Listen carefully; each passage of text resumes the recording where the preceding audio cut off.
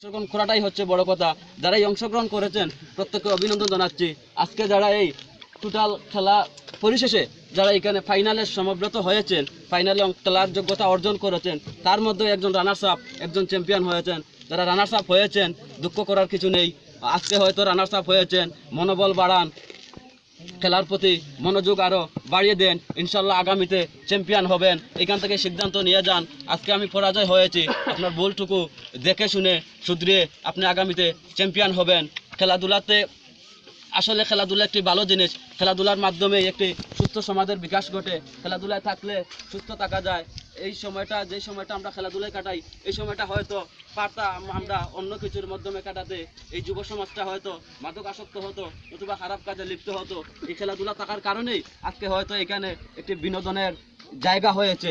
আর এই খেলাধুলা এই ছোট্ট মাঠ বলে এখান থেকে অবহেলা বা মনক্ষুণ্ণ হওয়ার কিছু নেই। ছোট্ট মাঠ হলেও খেলা তো খেলার মতনই হয়। আজকে আমরা দেখতে পাচ্ছি এই তিন ফরম্যাটে এক বর্তমান হয়তো নিষেধাজ্ঞার কারণে উনি খেলা থেকে বিতাড়িত হয়ে গেছেন। বাংলাদেশ জাতীয় দলের অন্যতম প্লেয়ার তিন ফরম্যাটে বিশ্বসেরা প্লেয়ার সাকিব আল হাসান, আমি গভীরভাবে শ্রদ্ধা করি যার পারফরমেন্সকে, সেই ব্যক্তিত্ব।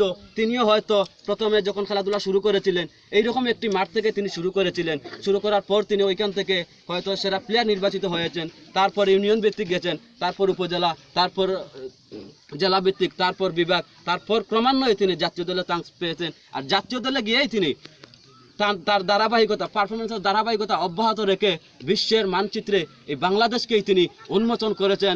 এটা একমাত্র শুধু এই খেলাধুলার ক্ষেত্রেই সম্ভব। একটি খেলাধুলার মাধ্যমেই একটি গ্রামের পরিচয় মেলা সম্ভব, একটি খেলাধুলার মাধ্যমেই একটি ইউনিয়নের পরিচয় মেলা সম্ভব, একটি খেলাধুলার মাধ্যমেই একটি থানার পরিচয় মেলা সম্ভব। এই খেলাধুলার মাধ্যমেই এগিয়ে নিয়ে যাবে দেশকে, এগিয়ে নিয়ে যাবে এই গ্রামকে। এই খেলাধুলা যদি আমরা অব্যাহত রাখি তাহলে হয়তো আমরা এই বাংলাদেশ কোনো বিশ্বের দরবারেই এইরকম আমরা হাজারো প্লেয়ার আরও অর্জিত হব, হাজারো প্লেয়ার আমরা গঠিত হব। আর এই প্লেয়ারগুলা এই বিশ্বের দরবারে বাংলাদেশের মানটা অক্ষুণ্ণ রাখবে। তাই আমি খেলাধুলার প্রতি সবার মনোযোগ অব্যাহত রাখার উদারত আহ্বান জানাচ্ছি। আমি বক্তব্য দীর্ঘায়িত করব না, আমার সময় অনেক বেশি হয়ে যাচ্ছে। হয়তো আমি আমার অতিথিবৃন্দদের কাছ থেকে ক্ষমা প্রার্থী, যেহেতু আমার আজকের প্রধান অতিথি উনি দিক নির্দেশনামূলক বক্তব্য দিবেন, আমরা বক্তব্য শুনবো না।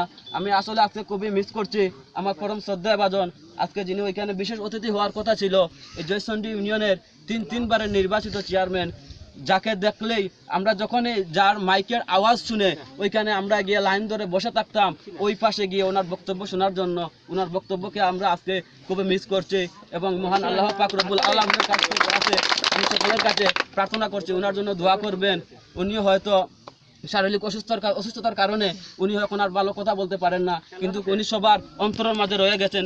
যেখানেই দেখতাম খেলাধুলা সেখানেই দেখতাম কমরুদ্দিন আহমেদ কমরু, যেখানেই দেখতাম অন্যায় সেখানেই কমরুদ্দিন আহমেদ কমরু। সেই কাঙ্ক্ষিত নেতাকে সবাই শ্রদ্ধা এবং প্রত্যেকের অন্তরস্থল থেকে দোয়া করবেন এই আশাবাদ ব্যক্ত করে উপস্থিত সকলের যদি সময় হয় আবারও কোনো এক সময় তাহলে হয়তো সবার সাথে আবার দেখা হবে। উপস্থিত সকলের সুস্বাস্থ্য, দীর্ঘায়ু, উজ্জ্বল ভবিষ্যৎ কামনা করে আমি আমার সংক্ষিপ্ত বক্তব্য এখানেই শেষ করছি। দেখা হবে রাজপথে, কথা হবে মঞ্চে।